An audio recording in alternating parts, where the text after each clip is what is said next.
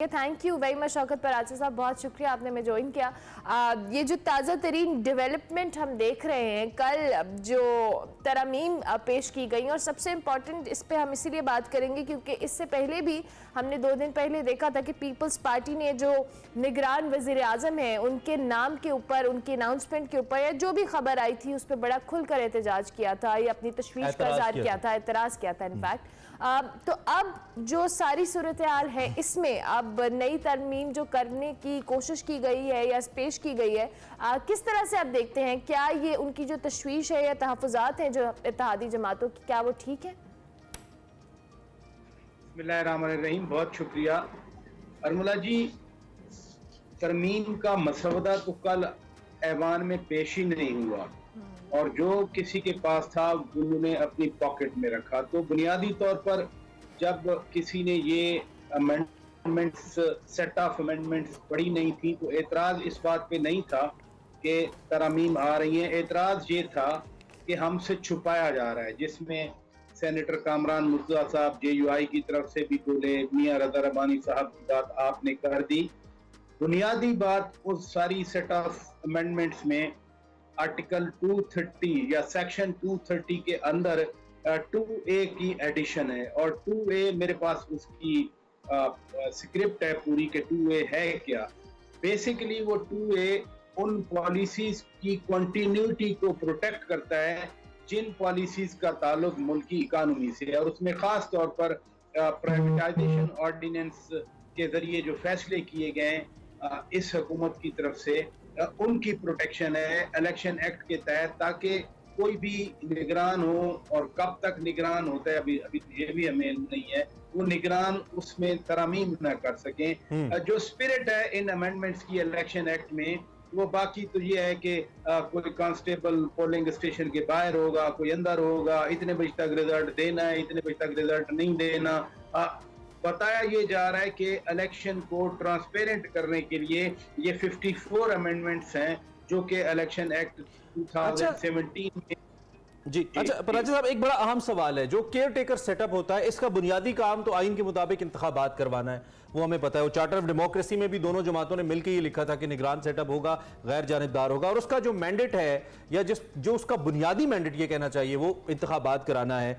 अगर उसके बुनियादी मैंडेट पर कोई सवाल नहीं उठ रहा, यानी कि उसके हियत के ऊपर, उसका इलेक्शन करवाने के ऊपर, तो ये फाइनेंशियल मामलात के ऊपर अगर वो कोई डिसीजन ले या मुल्क को किसी इंपॉर्टेंट फैसले की जरूरत है सर्टेन टेन्योर के अंदर, जिसे ट्रांजिशनल फेज कह सकते हैं हम, तो इसमें कोई मजायका है? आई मीन इन पार्टियों का एहतजाज या एतराज आपको दुरुस्त नजर आता है?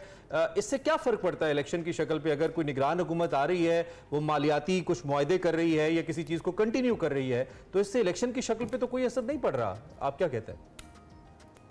बहुत अहम क्वेश्चन है आपका, और यही पाकिस्तान की सूरत हाल है। एक ऐसा मुल्क जो डिफॉल्ट के बिल्कुल किनारे पे खड़ा था, जिसके बारे में खुद पिछली हुकूमत के जो चेयरमैन हैं या साबिक वज़ीर आज़म हैं या उनके जितने भी मेन लीडर्स हैं, वो कह रहे थे कि हम श्रीलंका बन जाएंगे। यानी आपकी इकानमी ही सबसे अहम है। सबसे अहम इस वक्त मुल्क की सियासत या मुल्क की खारजा पॉलिसी नहीं, मुल्क की मईशत है। और मईशत में भी हमें खुल के कहना चाहिए कि पाकिस्तान के पास पैसे नहीं है, लिक्विडिटी नहीं है, सरमाया नहीं है, डॉलर नहीं है, फॉरेक्स के ऊपर बड़ा दबाव है, और इसी वजह से कभी सऊदी अरब 2 अरब डॉलर दे रहा है, कभी चीन से 2 अरब डॉलर का रोल ओवर मांग रहे हैं, कभी UAE से मांग रहे हैं, कभी कतर से मांग रहे हैं। इस सारे तनाजुर में जब आपके घर में खाने के लिए कुछ बचता नजर नहीं आ रहा, तो सबसे पहली फिक्र तो करनी चाहिए इकानमी की। और हसन, आपने बिल्कुल दुरुस्त कहा कि अगर कोई इस इकानमी के हवाले से, इस माशी सूरत हाल के हवाले से, मुल्क की फाइनेंशियल सिनेरियो के हवाले से कोई प्रोटेक्शन की जाती है या कोई फैसले किए जाते हैं, वो खा कोई भी करे। मसलन आर्मी चीफ खानेवाल गए थे, जनरल आसिम मुनीर सैयद, वहां पर उन्होंने बड़ी एक यकीन बयानी करवाई, एक रीअश्योरेंस दी कि मुल्क को हर सूरत में आगे लेके जाया जाएगा, और बिल्कुल एक डिटर्मिनेशन नजर आई। वज़ीर आज़म मियां शहबाज शरीफ भी यही बातें कर रहे हैं, और मैं आपके सामने बात कर रहा हूँ। अभी IMF के इस एग्रीमेंट से पहले, सच्ची बात है, मैं एक जर्नलिस्ट हूँ, मैं एक एंकर हूँ, मैं एक एनालिस्ट हूँ, जो मर्जी आप मुझे कह दें, बुनियादी तौर पर मैं पाकिस्तान का शहरी हूँ। मेरे लिए इंतहाई फिक्र की बात थी कि क्या हम डिफॉल्ट कर रहे हैं, और बहुत सारे लोगों को डिफॉल्ट का इल्म नहीं है कि आपकी जेब में अगर 1 लाख रुपया भी है तो आप दुकान से कोई चीज खरीद नहीं सकते। पता नहीं उस दिन वो क्या सूरत हाल हो। तो हम अल्हम्दुलिल्लाह उस डिफॉल्ट से बच गए, हम श्रीलंका बनने से बच गए।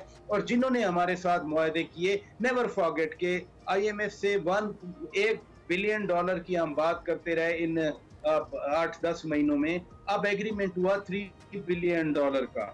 तो कोई तो उनको किसी ने गारंटी दी होगी ना कि पॉलिसीज कंसिस्टेंट रहेंगी। क्रिस्टालिना जॉर्जिवा के साथ जब मुलाकात हुई वजीर आजम की पेरिस में, फिर 3-4 फोन कॉल हुई, तो कुछ तो यकीन दहानी होगी ना कि आप $3 अरब दे रहे हैं तो हम पॉलिसी। तो आप ये कह रहे हैं कि लार्जर पब्लिक इंटरेस्ट के अंदर जो मालियाती फैसले हैं वो करने में भी कोई मजायका नहीं है, और अगर इलेक्शन की शक्ल पे उसका असर ना पड़े तो कोई उसमें ऐसी मुबहिम बात नहीं है, कोई ऐसा इबाम नहीं है अगर ये हो जाए, जो मैं समझाऊं। अच्छा, एक तो राज साहब इसके एक मिनट जी इसको हमें लिंक नहीं करना चाहिए। देखें, इवन इंडिया है या यूनाइटेड स्टेट्स है, जब वहाँ इलेक्शन होते हैं, मसलन अमेरिका की बात कर दूं, हर 4 साल के बाद नवंबर के पहले ट्यूसडे को वहाँ इलेक्शन होते हैं।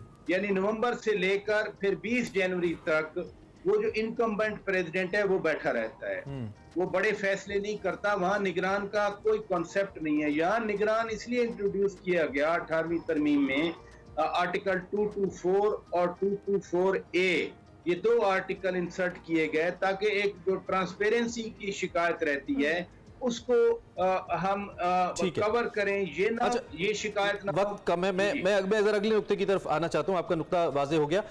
अगला नुक्ता ये है कि अगर इस इत्तेहाद के अंदर इस मसले की वजह से या किसी भी दूसरे मसले की वजह से, जैसे कि केयरटेकर प्राइम मिनिस्टर का नाम है, कोई दरार पड़ती है, तो इसका क्या ये इत्तेहाद आने वाले वक्त में भी एक दूसरे के लिए जरूरी है, जैसे इससे पहले वाली हुकूमत को गिराने के लिए जरूरी था तहरीक इंसाफ की?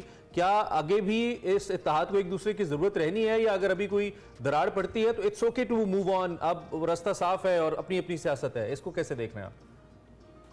आपने खुद ही जवाब दे दिया कि जिस तरह पिछली हुकूमत को गिराने के लिए इत्तेहाद जरूरी है, तो अभी पिछली हुकूमत वालों के असर और रसूख या उनके नारे वो खत्म तो नहीं हुए। जब तक वो सूरत हाल बरकरार है, जब तक PTI या PTI के चेयरमैन इस तरह से, अब हर रात तो कौन से खिताब हो रहा है, अब तो उन्होंने एक नया चैनल लाने का भी अपना YouTube पर फैसला कर लिया है। तो एक डिवीजन जो मुल्क के अंदर है, मैं लार्जर पिक्चर की बात कर रहा हूँ, जो लार्जर पिक्चर है वो ये है कि मुल्क के अंदर डिवीजन का जो असर 9 मई को क्या हुआ। क्या आप और मैं हम सोच सकते थे कि पाकिस्तान की फौज पर हमले किए जाएंगे, फौजी तंजीबात पर हमले किए जाएंगे? This is something very big. इसका तो बाद में इम्पैक्ट का पता चलेगा, लेकिन अभी ये सूरत हाल में ये जो इत्तेहाद है, ये अब चूंकि निगरान वजीर आजम बनना है, काबीना बननी है, तो हर कोई अपना हिस्सा मांगने की कोशिश कर रहा है कि मैं फलां चीज ले लूं, फलां चीज। ये छोटे मोटे एतराजात हैं, otherwise the कोalition is intact. Okay.